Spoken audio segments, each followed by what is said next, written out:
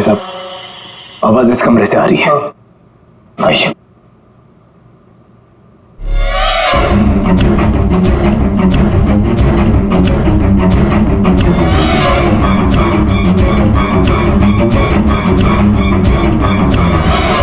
मदन जी,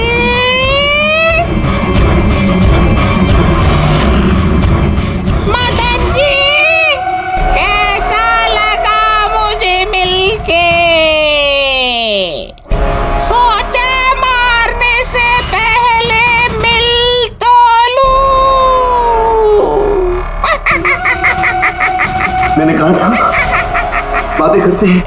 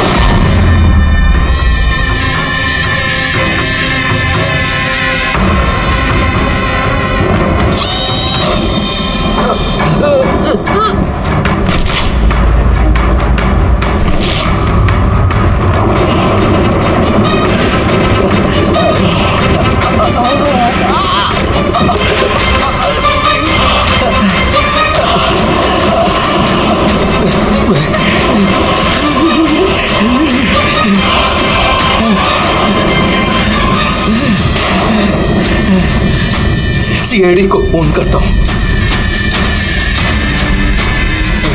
हाँ Madan ji. Hello. Madan ji, hello Madan ji, क्या हो गया?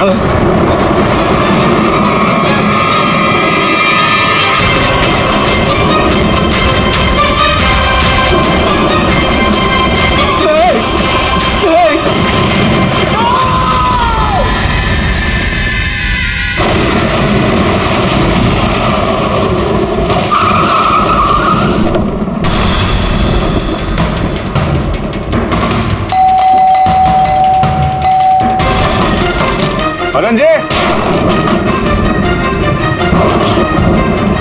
मदन जी,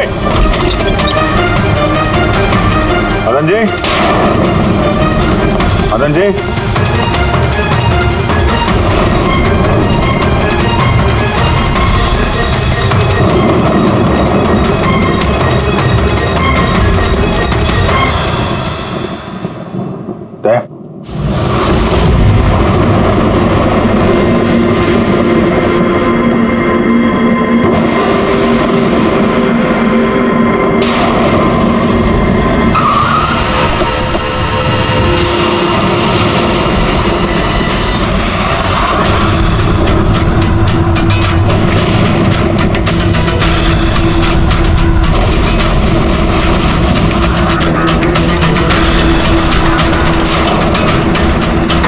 मदन जी,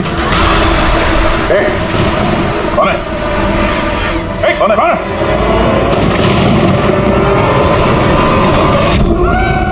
ये क्या?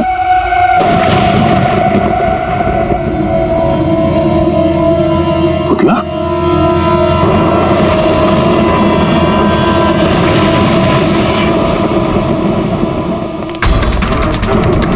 अभिजीत सर, आने में देर हो गई।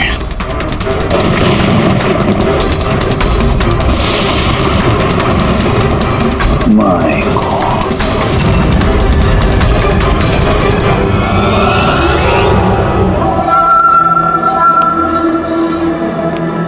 ये लीजिए। आराम से आराम से।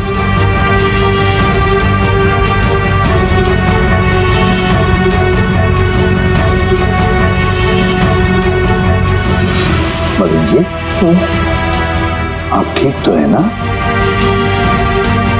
क्यों, क्या हुआ आपको? कोई है? हाँ? मेरी जान लेना चाहता है। कौन?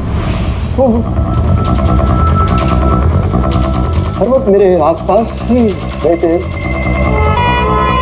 मुझे कभी अकेला नहीं छोड़ते, चाहे शायद इस वक्त भी मुझे देख रहे, सुन रहे।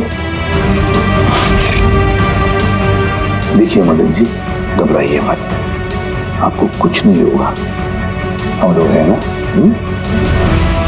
मदन जी, आप किसकी बात कर रहे हैं? कौन कौन आपके पीछे पड़ा हुआ है? पुतले, कठपुतली है। कठपुतली है? हाँ, नहीं मतलब वो टाइप की नहीं, मतलब जो बेजान हो, किसी के इशारे पे नाचे।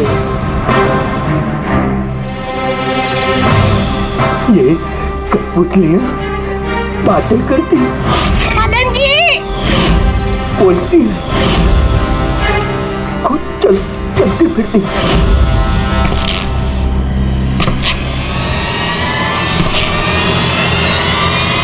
मदन जी, ओ मदन जी। बातें करने वाली कठपुतलियाँ? हाँ, मैं जानता हूँ आपको मेरी बात का यकीन नहीं होगा, लेकिन बात ये किसी को नहीं होगा।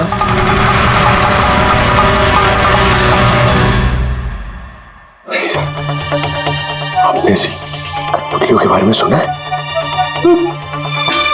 नहीं जानते हैं कुछ दिन पहले मेरे साथ क्या हुआ था?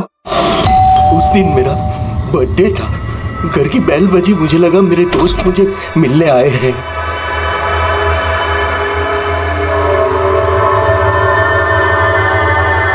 इतनी रात को किसने बेल बजाई होगी? कमाल है। मदन जी,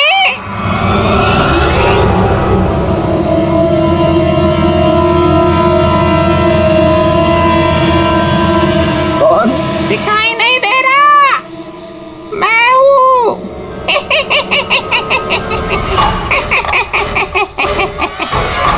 मैं ही हूँ, इतना हैरान होने की जरूरत नहीं। पता है यहाँ मैं क्यों आया हूँ? क्यों? तुम्हारी जान लेने। क्या? हाँ, तुझे जान से मारने। रवि, कविता, जल्दी यहाँ आओ। क्या हुआ भाई साहब? ये पुतला, ये इसने मुझे कहा कि ये मेरी जान ले लेगा। क्या? हाँ भाई साहब, ये बेजान पुतला है। हाँ, वही तो ये आपकी जान कैसे लेगा? भाई साहब, आप हमारे साथ मजाक कर रहे हैं क्या? हाँ, नहीं, कैसी बात कर रहे हो तुम रवि? है, मैं ऐसा बेहुदा मजाक क्यों करूंगा तुम लोग, और वो भी आज के दिन? अरे मैंने खुद सुना, इसने मुझे कहा कि वो जान ले लेगा। एक मिनट, मैं देखता हूँ। संभाल ला रवि। ये शांत।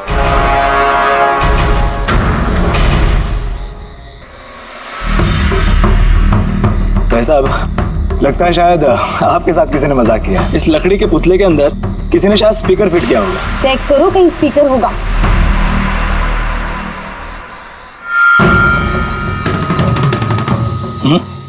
नहीं, इसमें तो कुछ भी नहीं है। अब कहाँ है वो पुतला? कैसे होगा? मैं उसी टाइम उसे तोड़ मोड़ के जला के खत्म कर दी। धमकी दी थी मुझे, उसे मैं कैसे ऐसे छोड़ देता? क्या आपने वाकई देखा था? हाँ, मैं मदन जी, हो सकता है आपको कोई सपना अपना आया। वही अकेला देखा मैं, और एक बार नहीं, ऐसा मेरे साथ थोड़े 3 बाद भी है। मुझे लगता है कि मदन जी को मारने का सबसे अच्छा तरीका ये है कि उनके सीने में चाकू घोंप दिया जाए। उससे तो पूरा फर्श खून से गंदा हो जाएगा। सबसे बेस्ट तरीका है मदन जी को जहर दिया जाए। एक काम करते हैं, क्यों ना उनका गला ही दबा दिया जाए। तो आप ही बता दीजिए मदन जी, आप कैसे मरना पसंद करेंगे? मदन जी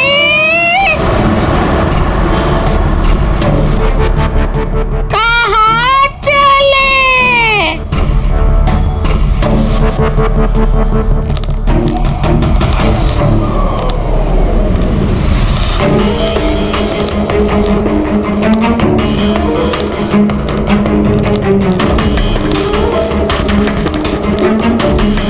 तो बताओ मदन जी,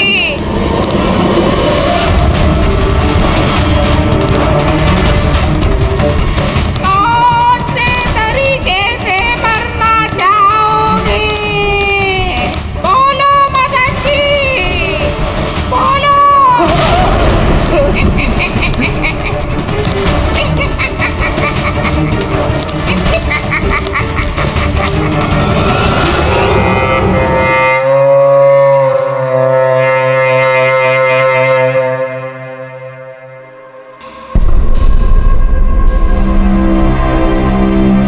वाकई मदन जी की जान को वाकई खतरा था। सही कह रहे थे, कोई वहम नहीं था। सर मतलब ये मदन जी का खून इस कठपुतली ने किया? क्या बकवास कर रहे हो यार, कठपुतली खून थोड़ी ना कर सकती है। तो फिर खून किसने किया होगा? उसी ने फ्रेडी, उसी ने जो कठपुतली का खेल खेलना जानता है। जब हम लोग यहाँ पर आए तब कठपुतली के हाथ में ये चाकू था। सारे सबूत तो इसी की तरफ इशारा कर रहे हैं। तो खून इसी ने किया है। भैया भैया प्लीज प्लीज, ये भैया को। सर इस पुतले ने खुद नहीं किया। 1 मिनट, आप लोग कौन हैं? सर मैं कविता हूँ, इनकी पत्नी, और ये मदन भैया है, इनके बड़े भाई, ये रवि हैं। तो आप लोग अब तक क्या कर रहे थे, कहाँ थे आप? सर आज हमारी मैरिज एनिवर्सरी है, इसलिए हम बाहर डिनर के लिए गए थे। हमने मदन भैया को भी कहा था साथ में आने के लिए, लेकिन उन्होंने मना कर दिया। और ये सब आप कह रही थी कि मदन जी का खून इस पुतले ने नहीं किया? हाँ सर, इस पुतले ने खून नहीं किया। आप जानती है खूनी को?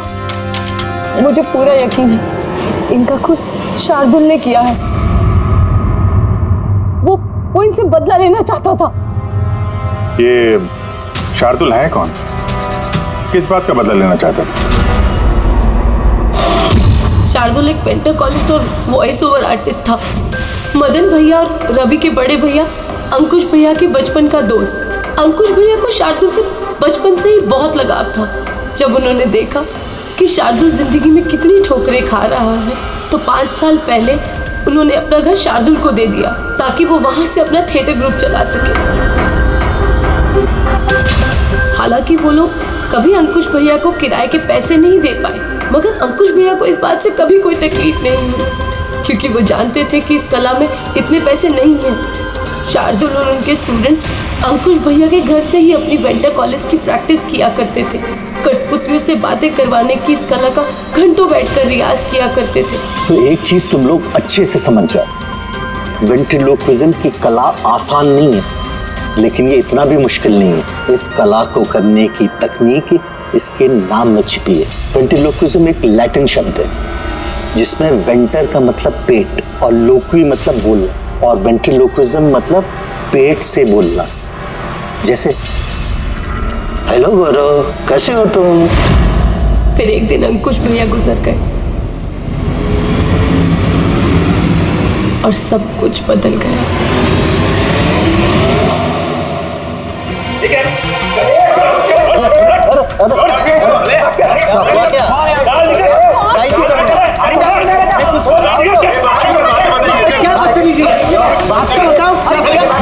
चाहिए क्या? रवि, मदन, इधर क्या हो रहा है? क्या हो रहा है? ये जो इतने वक्त से तुम्हारी मुफ्तखोरी चल रही थी ना, आज से बंद हो रही। हमने यहाँ कोई धर्मशाला नहीं खोल रखी। लेकिन मदन, अंकुश ने तो कहा था। कौन अंकुश? जो मर गया वो जिंदा नहीं है, दुनिया में नहीं है। आज तक उसके तरीके से चलता था, अब मैं हूँ, मेरे तरीके से चलेगा। सुना तुमने? चलो जगह खाली करो। रवि समझा अपने भाई को। वो क्या समझाएगा मुझे? मैं समझता हूँ ना सब कुछ। और अगर यहाँ रहना ही है तो किराया देना पड़ेगा। किराया? हाँ किराया। कितना किराया देना होगा? मैं 4 लाख। 4 लाख? बोला 4 लाख तो हमारे पास नहीं है। नहीं है तो खाली करो, वरना पुलिस को बुला के तुम सबको जेल में भिजवा दूंगा। वहां पर रहने का कोई किराया भी नहीं देना पड़ेगा। मदन, हमें कुछ मोहलत दो। हम इतनी जल्दी कहाँ जाएंगे? मोहलत कुछ नहीं मिलेगी। बहुत सुन लिया मैंने, बहुत देख लिया तुम लोग का तमाशा। निकलो निकलो यहाँ से। अरे 1 मिनट, जब तक आज तक का तुम किराया मुझे नहीं देते, ये जो सामान तुम्हारा पड़ा है ना, और ये क्या है कठपुतलियां, वो सब मेरे कब्जे में रहेगी। अगर तुम ये भी हमसे छीन लोगे तो हम तुम्हारा किराया कैसे चुकाएंगे? वो मैं नहीं जानता। सर ऐसा मत कीजिए सर, हम आपके सारे पैसे चुका देंगे सर, प्लीज।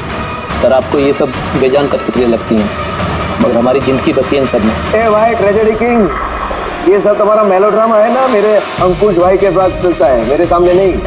और ये क्या ये 4 लाख रुपया कमा के देगी ये कठपुतलियां? अरे 4 लाख क्या, 4400 रुपये भी कमा के नहीं दे सकती है। जानते हो क्यों? क्योंकि ये कला खत्म हो चुकी है, 0। ये तुम्हारे गुरु है ना, कौन, शार्दुल, उसकी तरह किसी काम की नहीं है। लूजर है लूजर ये। चले निकल निकल।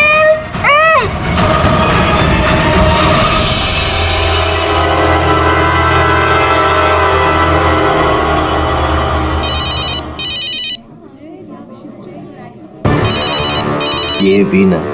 कौन है भैया? और कौन? शार्दुल। बार बार मुझे इस तरह फोन करके धमकियां देता है। मैं देखता हूँ। मैं आ रहा हूँ तुझे मारने। अब तेरी जिंदगी कुछ ही दिन की मेहमान है। हेलो भैया, मेरे ख्याल से हमें पुलिस के पास जाना चाहिए। पुलिस डिपार्टमेंट में मैं किसी को जानता हूँ, शायद वो हमारी मदद करे।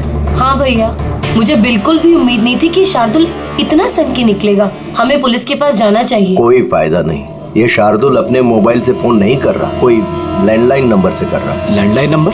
मैं पता लगाता हूँ ये नंबर कहाँ का है। क्या ये क्या बोल रहे हो तुम? हाँ सही बोल रहा हूँ, ये नंबर इस हॉस्पिटल के मॉर्ग रूम का है।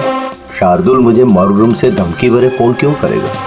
इस नंबर से इन लोगों को धमकी भरा कॉल आ रहा है। कल रात को भी आया, आज सुबह भी, लगातार 3 दिनों से आ रहा है। कौन कर रहा है ये कॉल? सर इस फोन से किसी को भी फोन करने की इजाजत नहीं है। मैं सारा दिन यहीं पे रहता हूँ, इस फोन से किसी ने भी कोई कॉल नहीं किया। तो फिर तुमने किया होगा फोन? साहब मैं क्यों फोन करूंगा, मैं तो आप लोगों को जानता भी नहीं हूँ। हाँ तो हो सकता है तुमने शार्दुल के कहने पे किया हो। क्या नाम दिया आपने? शार्दुल।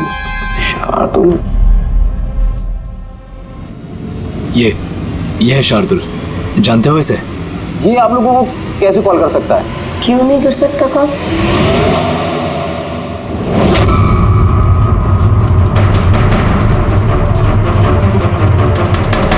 ये कैसे हो गया? शार्दुल 3 दिन पहले इनकी मौत हो चुकी है, तो फिर ये फोन कैसे कर सकते हैं? पर इनकी मौत हुई कैसे? इन्होंने शराब पी रखी थी, एक कार इनको उड़ा के चली गई, मौके पे इनकी मौत हो गई। अगर ये यहाँ मरा पड़ा है तो मुझे धमकी भरे फोन कौन करता था?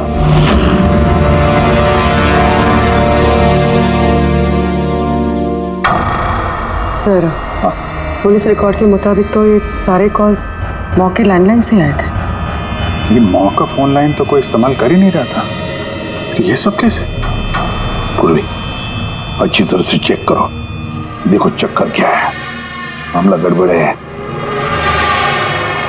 सर इन्हें कुछ पता नहीं चलेगा। आप ऐसा क्यों कह रही हैं?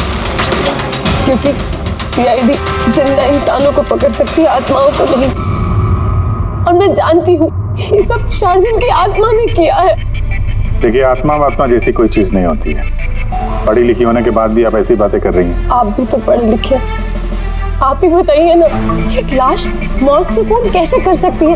कैसे मदन भैया से वो कठपुतलियां बात कर सकती है? सर, आपको ये सब नॉर्मल लग रहा है? आप लोगों ने भी ऐसा कुछ अनुभव किया जैसे मदन जी ने किया था? जी सर। नहीं, हट जाओ। आज मैं तुम्हें छोड़ूंगा नहीं। बहुत परेशान किया है तुम लोगों ने मुझे। मार डालूंगा मैं, आज तुमको छोड़ूगा नहीं। भैया हट जाओ। नहीं भैया क्या हुआ? क्या बताना? अरे लेकिन ये क्या कर रहे हैं भैया? भैया कठपुतलियां हैं, दूर रहना। कठपुतलियां? हाँ, मारने आई है मुझे, मैंने कहा था ना। भैया एक बात तो सुनिए। क्या कर रहे हैं आप?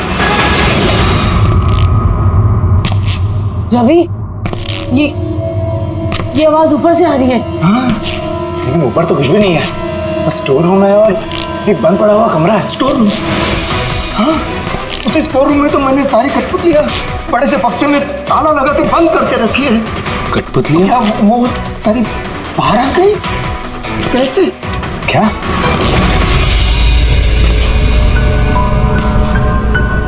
भैया आप डरिए मत, आइए ऊपर चलिए। रवि, लेकिन चलो चलिए, आराम से, संभल के।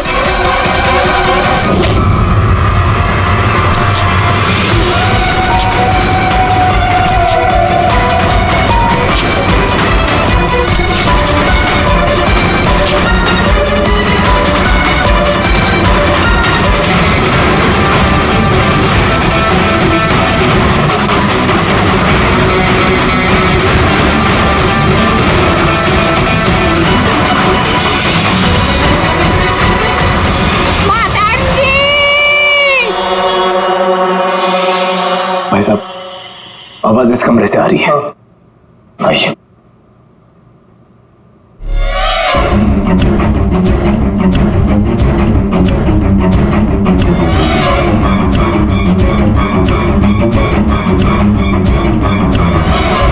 मदन जी,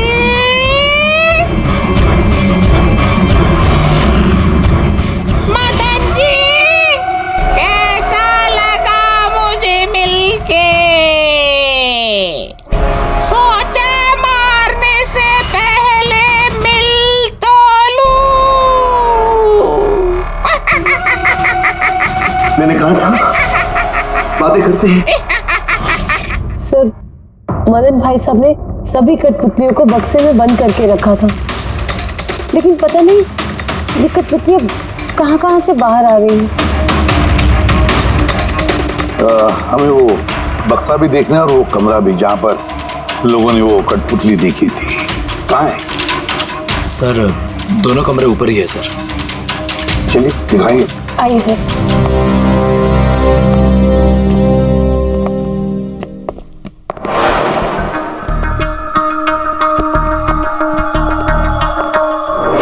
सर, पैरों की आवाज हमने कॉरिडोर में सुनी थी और वो पुतला हमने यहाँ इस जगह पर देखा था सर।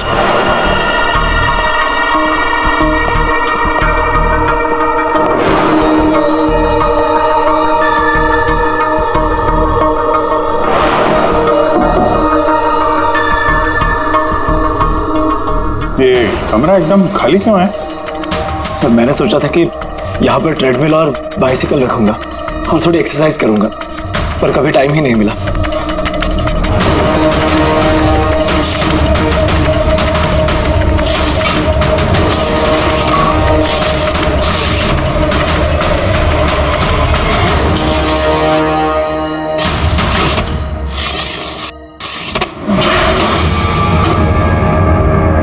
सर, ये तो बंद ही नहीं हो रहा।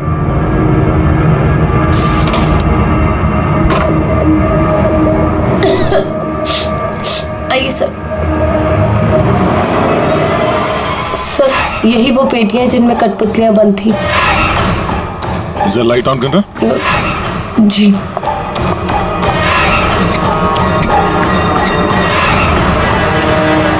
सर, ये कमरा बहुत दिन से बंद है तो शायद बल्ब खराब हो गया।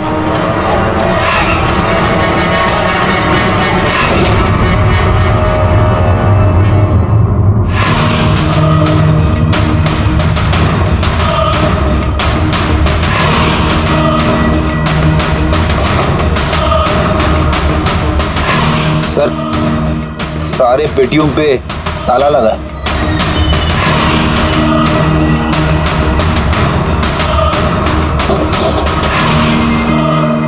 मगर ये ताले मजबूत नहीं है, कोई भी इसे आसानी से खोल सकता है।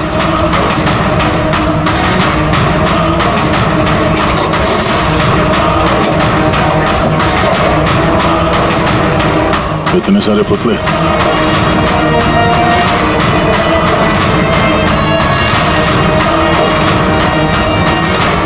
देखे जरा इसमें कोई मैकेनिज्म फिट तो नहीं है। सर मैं आपसे बोल तो रही हूँ, ये बात नहीं करते हैं। जरूर इसमें शार्दुल की आत्मा आकर बात करती है। अंदर कोई मैकेनिज्म या कोई स्पीकर तो है नहीं जिससे आवाज आ सके। सर वाकई में ये सच बोल रही है, ना तो कोई मैकेनिज्म है और ना ही कोई स्पीकर, तो फिर ये कठपुतलियां बोल कैसे सकती है?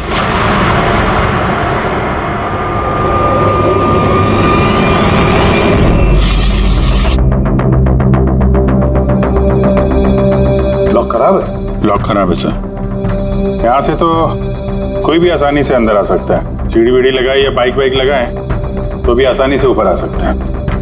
और जो भी कोई आसानी से इस कमरे में आ सकता है वो बक्से में बंद पड़े कठपुतलियों को उठाकर बाहर ले जाकर कहीं भी रख सकता है, जैसे यहाँ रखा था तुम लोगों को डराने के लिए।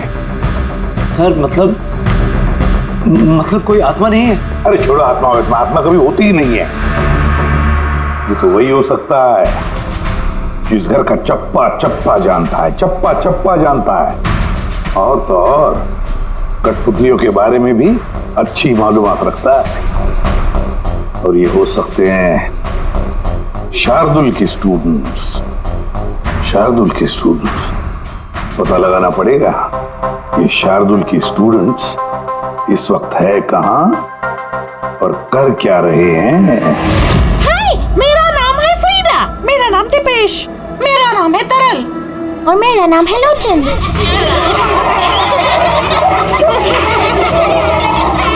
आज मैं आप सबको एक बहुत ही अच्छी कहानी सुनाने वाली हूँ।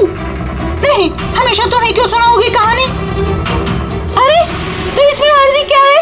हाँ, फ्रीडा, तुम्हें हमेशा सबसे अच्छा रोल चाहिए होता है। हाँ दीपेश, तुमने बिल्कुल सही कहा। मेहनत हम करते हैं और फेमस तुम होती हो। तुम्हारी कठपुतली का भी यही कहना है। सर समझ में नहीं आ रहा सर, ये कठपुतली बात कैसे कर रही है? अरे पंकज, एक कला है आवाज बदलने की कला। इसे कहते हैं वेंट्रिकुलिज्म। बिल्कुल बात तो यही लोग कर रहे हैं, लेकिन लगता है कि ये आवाज कठपुतली के मुंह से निकल रही है।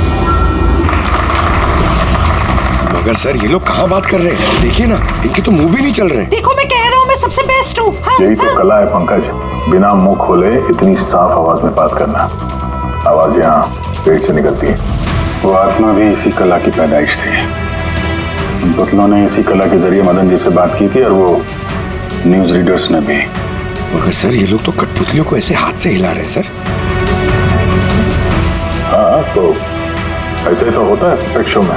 मगर सर मदन जी ने वो पुतला देखा था, उसे तो कोई हाथ से नहीं हिला रहा था, नहीं कोई बात कर रहा था ऐसे।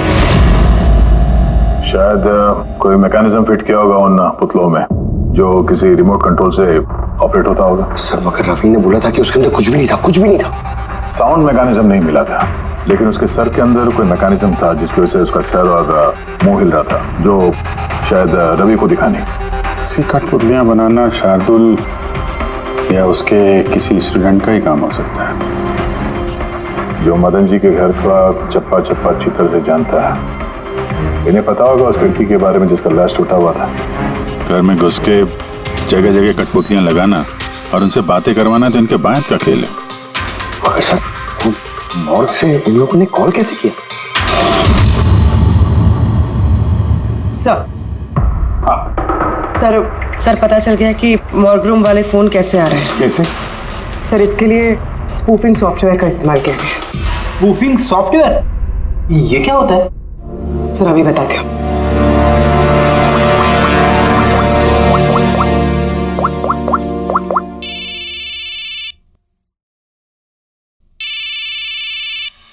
अरे यार मेरी वाइफ को भी अभी फोन करना था। सर मैं बिजली का बिल भरना फिर से भूल गया हूँ। शायद बिजली कट गई होगी। डांटने के लिए मुझे फोन किया होगा। फोन उठाऊं क्या? ले लो, जाओ जल्दी बात करो। हेलो, हाँ मैं घर आने से पहले बिजली का बिल भर दूंगा। क्या फ्रेडी सर, इस बार बिजली कट ही जाएगी। अरे पूर्वी, तुमने फोन किया? मगर ये तो मेरी वाइफ का फोन नंबर है। पूर्वी, ये कैसे किया? सर ये तो स्पूफिंग सॉफ्टवेयर का कमाल है। फोन कहीं से भी करो, नंबर वही दिखाओ जो आप चाहते हो। ये सॉफ्टवेयर तुम्हें मिला कहाँ से? सर साइबर यूनिट से लिया है। सर इसकी मदद से सिर्फ नंबर ही नहीं बल्कि इंसान अपनी लोकेशन भी गलत बता सकता है। अरे बाप रे सर, ये तो बड़ा खतरनाक सॉफ्टवेयर है। हाँ, खूनी ने मॉर्ग का नंबर इसलिए चुना ताकि हमें लगे कि ये सारा चक्कर शार्दुल की आत्मा का है।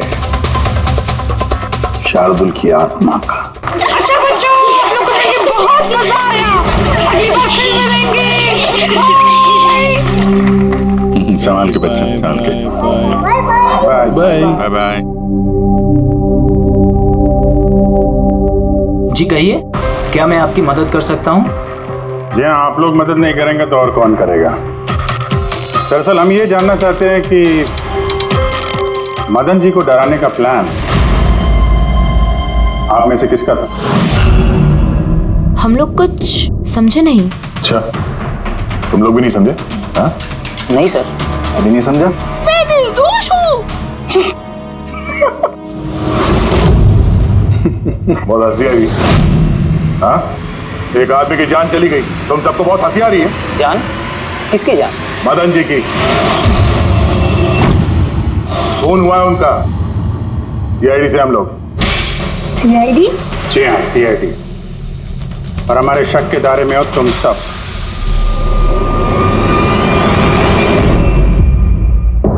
कल तुम लोग कहाँ थे? मैं कल अपने दोस्त सलोनी के घर पे था सर। आप उसके घर वालों से पूछ सकते हैं। और तुम कहाँ थे? सर हम, मेरा मतलब लोचन और मैं एक शो के लिए गए थे पुणे। आज सुबह ही लौटे हैं हम। पुणे? कैसे गए थे पुणे? रेडियो कैब से।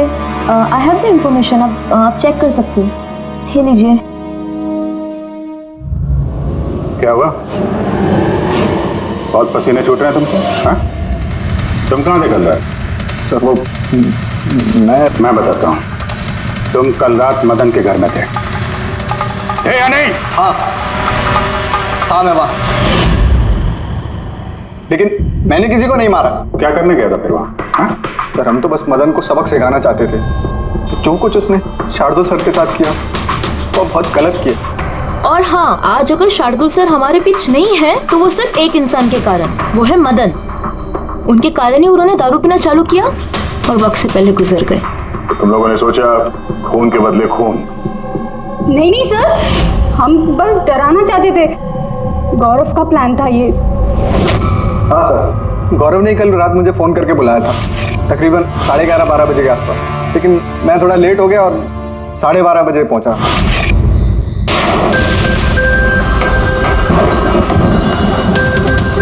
आज तो वैसे ही बहुत लेट हो गया, मार ही डालेगा गौरव मुझे। चला गया शायद अंदर, इससे इशारा कैसे करूं?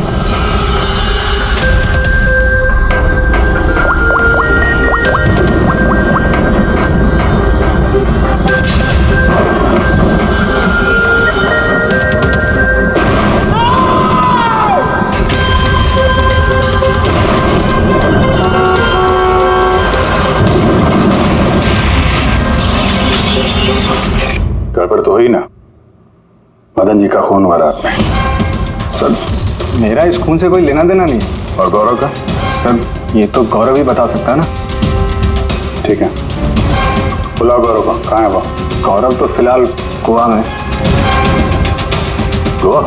गोवा किस लिए? सर ये पता नहीं। उसको बचाने की कोशिश मत करना वरना खुद फंस जाओगे, समझे? नहीं सर, ऐसी बात नहीं है।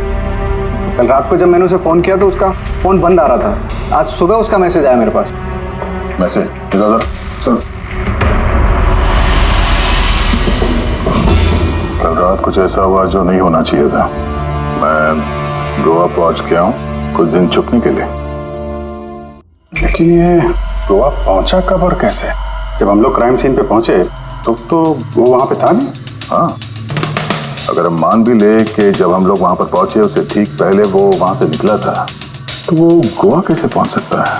खून हुआ रात के 1 बजे, उसके बाद हम लोग वहां पहुंचे और रात को कोई फ्लाइट तो है नहीं गोवा जाने वाली। सर अगर फ्लाइट से नहीं और बस से या फिर गाड़ी से गया हो तो? नहीं पंकज, ड्राइव करके गोवा पहुंचने में कम से कम 12 घंटे लगते हैं और ये मैसेज आया है सुबह 9 बजे। मतलब गोवा पहुंचने से पहले ही उसने मैसेज कर दिया कि वो गोवा पहुंच चुका है।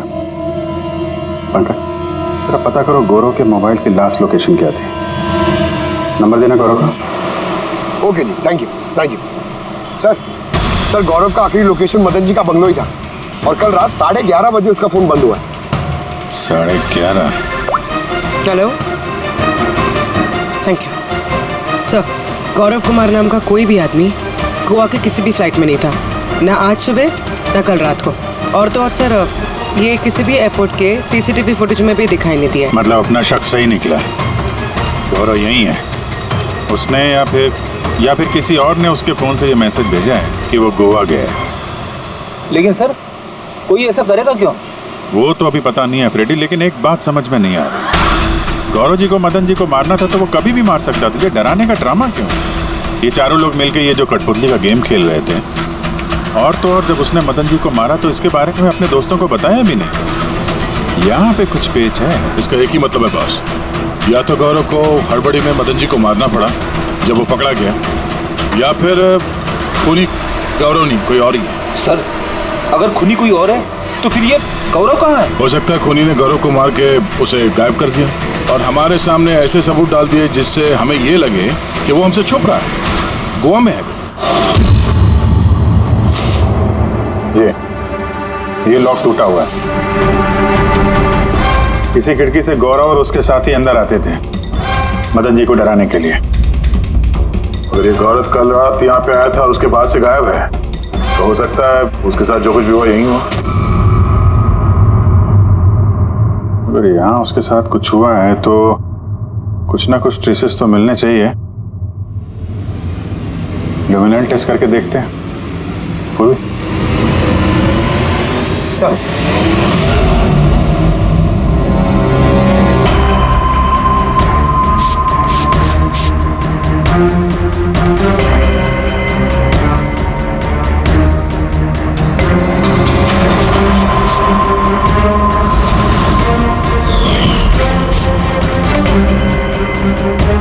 आपका शक सही था, यहाँ पर तो खून है।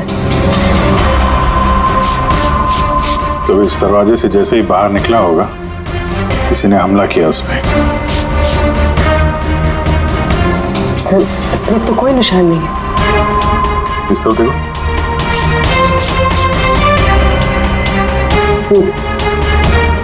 आगे देखो।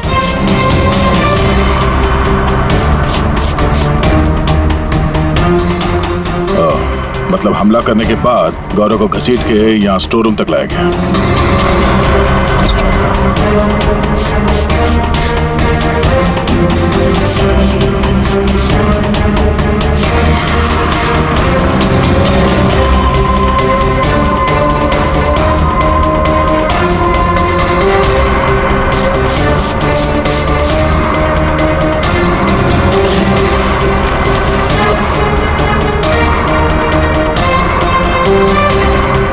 सर खून की बूंदें तो यहाँ तक है, मतलब गौरव को यहीं पर। और हम लोग यहाँ पर आए और हमें पता भी नहीं चला और अब यहाँ से गायब। लगता है अब बॉडी को ठिकाने लगा रहे होंगे इस घर के लोग।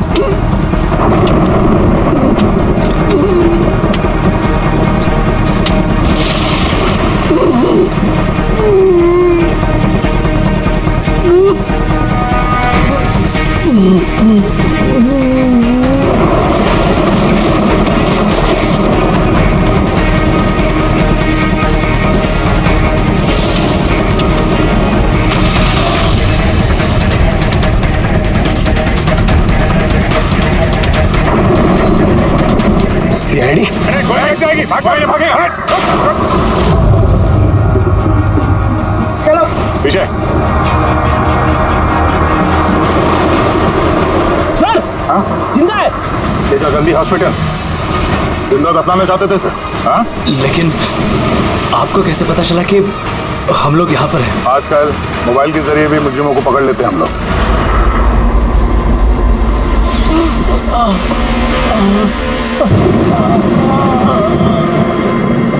चल कौन लेके जाओ जल्दी। आजा।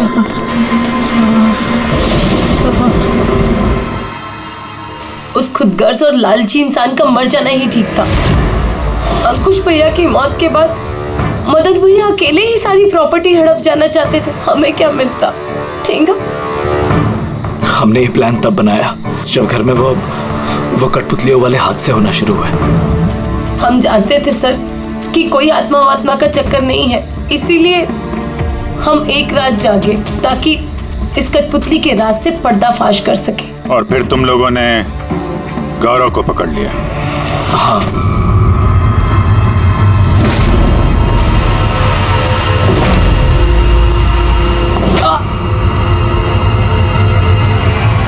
गौरव से सारा सच उगलवाने के बाद हमने सोचा कि उनके इस कठपुतलियों वाले खेल का फायदा उठाकर हम मदन भैया को मार सकते हैं। इसलिए गौरव पर हमला करके उसे बक्से में छुपा दिया और फिर मदन जी का खून करके हमें गुमराह करने की कोशिश की।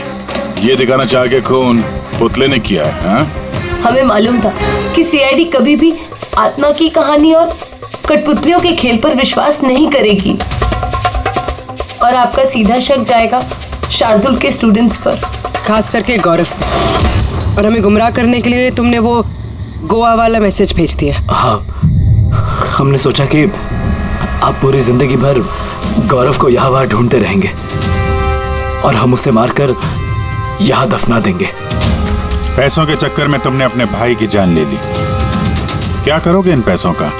अब ये पैसे ना तो तुम्हें जेल की सलाखों के पीछे जाने से बचा सकते हैं और ना शायद फांसी के फंदे से।